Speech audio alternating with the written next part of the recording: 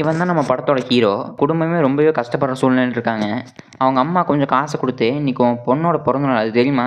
அதுக்கு ஏதாச்சும் கிஃப்ட் வாங்கி குடு, சாப்பாடுலாம் வாங்கி குடு" அப்படின்னு சொல்லிட்டு போறாங்க. அவங்க அம்மா போனதுக்கப்புறம் அவங்க அம்மாக்கே தெரியாம திருட்டுத்தனமா போய் அவங்க அம்மாவோட பேங்க் கார்டு எடுத்துட்டு அதை வச்சு போய் காசு எடுக்கலான்னு பார்க்குறான். 2, 3 டைம் பின்னு போட்டு அது தப்பா போயிருச்சு. இன்னொரு டைம் தப்பா போட்டோன்னா அந்த பேங்க் கார்டே லாக் ஆகிக்கும் அப்படிங்கிறனால யோசிச்சு போடுறான். கரெக்டாக போட்டுட்டான். அதுலேருந்து காசு எடுத்துகிட்டு போய் குதிரை பந்தயத்தில் போய் பெட் கட்டுறான்.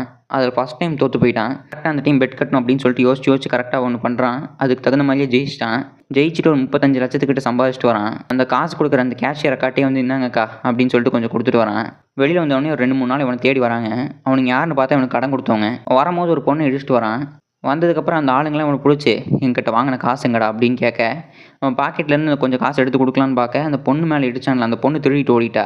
சித்திரவதை பண்ணி ஒரு டாக்குமெண்ட்டில் அவனோட கைரேகையை வச்சு வாங்கிட்டு போயிடுறானுங்க. ஆனால் அந்த கேஷியர்கிட்ட கொடுத்த காசே கொஞ்சம் வாங்கிட்டு வரான். அவங்க பொண்ணுக்கு பிடிச்ச எல்லாத்தையுமே வந்து வாங்கி தரான். ஸோ அவனோட பர்த்டே ரொம்பவே நல்லா செலிப்ரேட் பண்ணலாம் அப்படின்னு சொல்கிறான். அவன் பொண்ணு என்னமோ சொல்ல வரா, நான் சொல்லாமே இருக்கா. பொண்ணுக்கு அவனோட ஒய்ஃபுக்கும் வந்து டிவோர்ஸ் ஆகி 3 வருஷம் ஆச்சு. ட்ரெயின் ஒன்று இருக்குது, அதை பிடிச்சா தான் வீட்டுக்கு போக முடியும்னு சொல்லிட்டு வேகமாக வர்றான். அந்த ட்ரெயினும் போயிடுச்சு. பக்கத்தில் வந்து ஒரு ஆள் உட்காடுறான். அவன் இருந்துக்கிட்டு, "ஒரு கேம் விளாட்லாமா?" அப்படின்னு சொல்லிட்டு கேட்குறான். "ஏன் நான் இருக்கிற டென்ஷனில் இப்படி பண்ணுறேன்?" அப்படின்னு சொல்லும் போது அவன் ஒரு கேமை காமிச்சு அப்படியே பணத்தையும் காமிக்கிறான். "நீங்கள் என் கூட விளையாடுங்க, நீங்கள் ஜெயிச்சிட்டிங்கன்னா நான் 1 மில்லியன் வான் தரேன். ஒருவேளை நீங்கள் தோத்துட்டிங்கன்னா எனக்கு 1 மில்லியன் வாங்கிட்டாங்க" அப்படின்னு சொல்லிட்டு கேட்குறான். அந்த 2 கார்டு இருக்கும். இவங்க போடுற கார்டு அந்த கீழே இருக்க கார்டை திருப்பி விடணும். அதுதான் கேம். நம்ம ஹீரோ எத்தனையோ டைம் பண்ணுறான். நான் தோத்துக்கிட்டே இருக்கான். என்கிட்ட காசு இல்லை அப்படின்னு சொல்லிட்டு சொல்கிறான். சரினா பரவாயில்ல, ஒரு அப்பு வாங்கிக்கோ அப்படின்னு சொல்லிட்டு ஒரு அப்புடுறான். இந்த மாதிரியே நம்ம ஹீரோ எத்தனையோ டைம் அப்பு வாங்கிட்டே இருக்கான். கடைசியாக ஒரு டைம் அந்த ஒரு கேமில் ஜெயிச்சிடுறான்.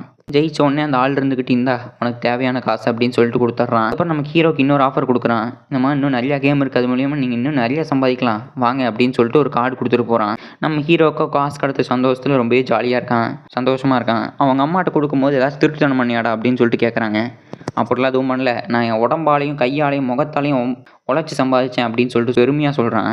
அடுத்த வருஷம் பொண்ணை கூட்டிகிட்டு அவங்க ஃபேமிலியோட யூஎஸில் போய் செட்டில் ஆக போகிறாங்களாம். ஒருவேளை அவங்ககிட்ட அதிகமான காசு இருந்ததுன்னா அப்பாட்டியே அந்த பொண்ணு இருக்கலாம் அப்படின்னு சொல்லிட்டு சொல்லுவாங்களாம். சரி, கடைசியாக அந்த கேமை தான் விளையாண்டு பார்த்துருமே அப்படின்னு சொல்லிட்டு அந்த ஆள் ஒரு கார்டு கொடுத்துட்டு போனாங்களா, அதுக்கே ஃபோன் பண்ணி பார்க்குறான். ரிஜிஸ்டர் பண்ணணும் அப்படின்னு சொல்லிட்டு சொல்கிறானுங்க. அதே மாதிரி ஒன்று ரிஜிஸ்டர் பண்ணிட்டு அவனுக்கு சொன்ன இடத்துல போய் நிற்கிறான். அவங்களும் வந்து இந்த ஹீரோவை தூக்கி அள்ளி போட்டு போகிறானுங்க. காரில் ஒரு ஸ்ப்ரே மாதிரி போடுறானுங்க, அதில் மயங்கிட்டானுங்க. அதுக்கடுத்து நான் முடிச்சு பார்த்தா நம்ம ஹீரோ எக்கச்சக்கமான ஆளுங்களை இதே மாதிரி கூட்டிகிட்டு வந்து ஒரு இடத்துல அடைச்சி வச்சிருக்கானுங்க. இந்த இடத்துக்குள்ள இவங்களெல்லாம் கூட்டிகிட்டு வந்து அரேஞ்ச் பண்ணி வச்சிருக்கானுங்க அவங்களுக்கே தெரியாமல். நம்ம ஹீரோ தான் அது கடைசி பிளேயர். இதில் மொத்தமாக 456 பிளேயர்ஸ் இருக்கானுங்க. இதுக்கு பின்னாடி ஒரு பெரிய டீமே இருக்கானுங்க. இவனுங்க என்ன பண்ணுறானுங்க அப்படின்னு சொல்லிட்டு செக் பண்ணிகிட்டே இருக்கான். அவனுங்க எல்லாத்தையும் கண்ட்ரோல் பண்ணக்கூடிய ஒரு ஹெட் ஆஃபீஸர் அங்கே வரான். இவன் யார் அப்படின்னு சொல்லிட்டு நெக்ஸ்ட் பார்ட்டில் பார்க்கலாம். அதுக்கு நீங்கள் இப்படியே சப்ஸ்கிரைப் பண்ணி